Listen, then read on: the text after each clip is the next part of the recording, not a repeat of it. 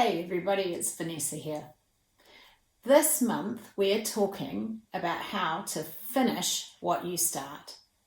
This is a huge challenge for many dyslexics. And I'm going to talk about one of the things that you can do that is going to help you finish what you start. This is going to seem a bit of a paradox or a bit opposite, because what I'm actually going to talk to you about is accepting that you are the ideas person. You aren't the person that makes things happen. So here I am talking about how to get stuff done, and now here I am saying that actually it's about learning what your strength is. And most dyslexics I know, their strength is in the ideas. It's the vision. It's getting people excited about your idea. It's about the energy and enthusiasm and seeing that end clear picture or that end vision. You know, we do this so easily. It's second nature to us. We can come up with an idea. We can come up with a product. We can come up with a new invention or a new way of doing things. And because of our amazing dyslexic picture thinking talent, we can really see that in detail. We can create it in our head. We can really get in touch with how it would feel if that thing was in existence, or that idea was in existence, or if we were doing whatever it is that we've imagined. This is your strength. This is your talent. Can you imagine if Steve Jobs had the idea about the iPod, for instance, and, you know, he'd had that idea, he wasn't too sure how to make it happen. He didn't know how to get it finished. You know, what people like Steve Jobs do is get people around them who can help them with the bits they can't do.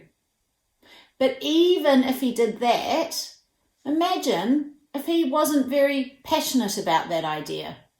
Imagine if he'd gone along and said to his team of people that do make things happen, I've kind of had this idea, but yeah, you know, I don't really know. Or we could maybe get music and it could be electronic. He wouldn't have inspired them. I'm talking to you about using your talent. Really come to terms with the fact you're the ideas person. That is your strength. So in terms of finishing what we start, you know, it's about realizing what you can and can't do. So many times in my life, I would have these amazing ideas, or I'd think about what we could do, or I'd think about something that could happen. And then I would try and take on all the responsibility for making that happen. And that isn't my forte. That isn't my strength. But I would beat myself up because I'd be like, oh, I've got, you know, I can see it. I can see this amazing idea, but I just don't know how to get it into reality, or I just don't know how to make this happen. And that would just demotivate me and make me feel crap about myself.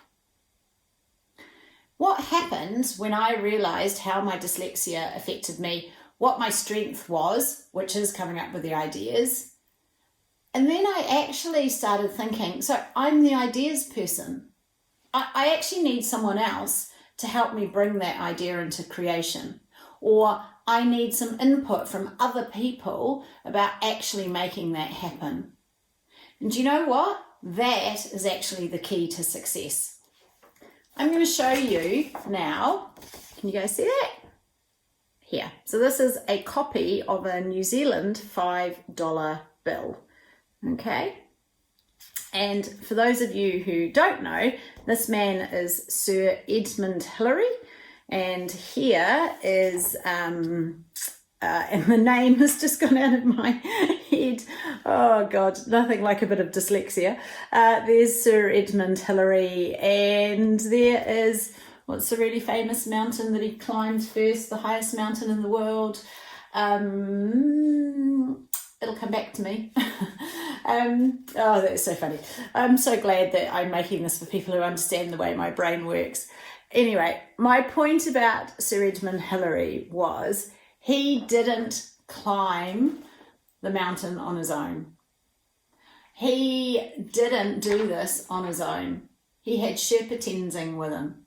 So even though he had the drive and the passion and the idea, and he did put a lot of effort into making this happen, he still didn't get to the top on his own. Any successful person will tell you the secret to being successful is knowing your strengths, knowing your weaknesses, and getting people in to do the things that you can't do. Get in touch with being the ideas person. Get comfortable with that. The moment that I stopped trying to think that I actually had to bring all my ideas into fruition on my own was actually when life started getting easier for me. I'm the ideas person. I can't always work out how it's going to happen. But coming up with an idea and then sharing that enthusiasm and that passion and that, oh my God, can you see it? Can you feel it? Imagine what it'll be like when this is happening. Then that is also part of my dyslexic thinking talent. So to finish what you start and to be able to take things out of your head and into reality, one part of that is recognizing what you can do and what you can't do. So get in touch with the fact you're the ideas person. In life now, when I say, oh my gosh, I've got this amazing idea, we should do this, this, and this. And then I'll say to the person that's with me, well, but I don't know how to make that happen. That's not my forte. That's your job. You work out how it's going to happen. I'm just coming up with where we're going and keeping people's enthusiasm and getting the passion sparked. So I hope you've enjoyed this little video about one of the ways that you can finish what you start. And as I said at the beginning, it's probably a little bit of a paradox because I'm talking about finishing what you start, and then I'm telling you, you actually need other people to do some of that. But, getting in touch with that and really accepting that is your way to feel better about it. So I hope you've enjoyed this, and I'll see you again soon.